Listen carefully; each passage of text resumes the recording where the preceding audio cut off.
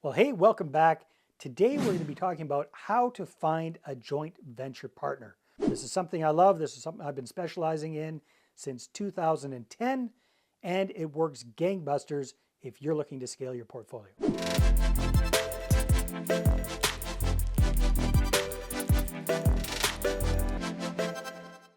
So in today's video, I'm going to show you 4 things that you should avoid when it comes to finding joint venture partners, and then I'm going to show you the absolute best way to get rolling with attracting JV partners to you. All right, the first thing I want you to avoid doing when it comes to finding joint venture partners is focusing all of your time and attention on networking. All right, I tried this back in the day, and I know a lot of people that do this, where they just go to every single networking event they can and they try to sell their deals, right? They turn every conversation into a real estate conversation, right? They network and schmooze trying to meet people that are going to be joint venture partners. Now, there's nothing wrong with going out and networking and meeting people. It's how you do it. And I don't think this is the best way for you to start either.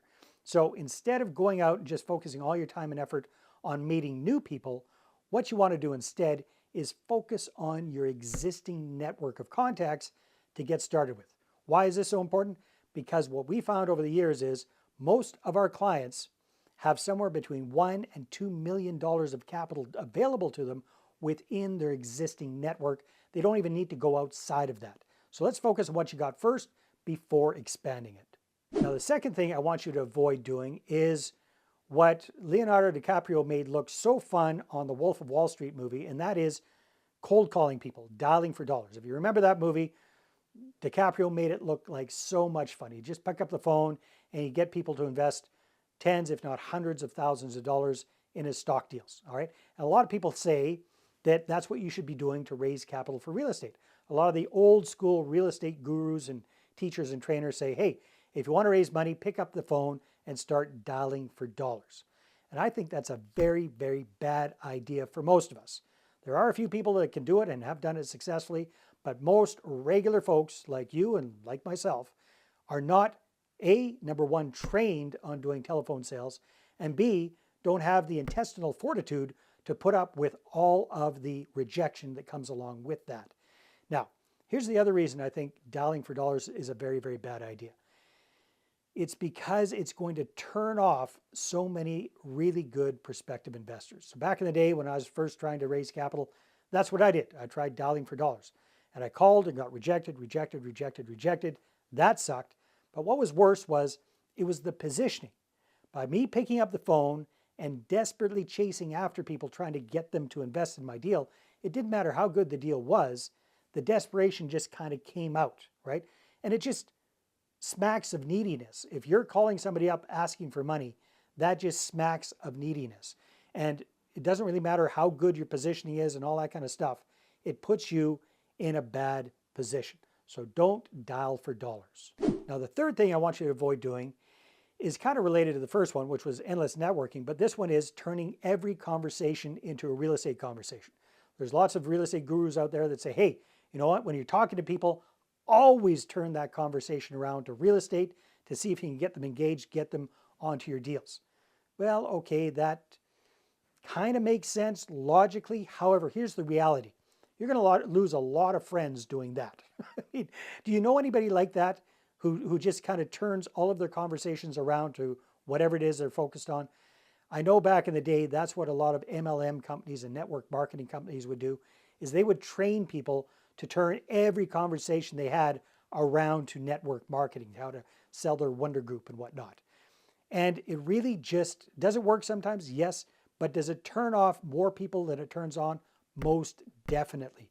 So I'm going to recommend that you don't do that. Instead, what you want to do is use some edutaining communication to your network to create curiosity.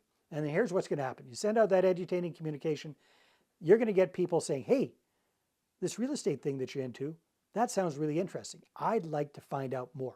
And now they're coming to you instead of you pushing yourself onto them. It just works so much better. And the fourth thing I want you to avoid when it comes to finding joint venture partners is spamming everybody that you know about your deals. So this can be done several different ways. I've seen people spam people about their deals via email. Okay, I did that back in the day. I've seen people spamming people about their deals via social media. So they're posting, looking for investors on Facebook or Instagram or TikTok or Twitter or whatever your social media thing of choice is. And that's a bad idea. Again, it gets back to positioning, but here it's even worse. This gets back to potentially crossing the line with the Securities and Exchange Commission if you're in the States, with your provincial securities regulator if you're in Canada. Bottom line is, for most of us as mom and pop real estate investors, it's illegal for us to solicit funds from the general public. We're not allowed to do that unless we got a license to do it, or unless we're already set up with an offering memorandum or 506B exemptions, 506C exemptions if you're in the States, those kind of things, which tend to be kind of expensive and cumbersome for most mom and pop real estate investors. So do not spam people about your deals. There's a much better way. All right, so I've told you 4 things that you shouldn't be doing when it comes to finding joint venture partners. So what should you do instead? Well, I'm going to recommend that you follow my process. I call it the money partner formula. And really, it's all about attracting investors and joint venture partners to us instead of chasing after them. This is a perfect way to position yourself as the expert and getting people to put up their hand and ask you for information. So instead of being seen as a real estate salesperson and being seen as salesy, now you're seen as authority, now you're seen as an expert, and people are coming to you. So in a nutshell, the way the whole process works is we've got 3 phases: the foundation, the launch, and the leverage phase. In the first part, the foundation phase, it's all about creating a target group of your ideal prospective investors. 150 to 200 of them, get them into an email autoresponder system.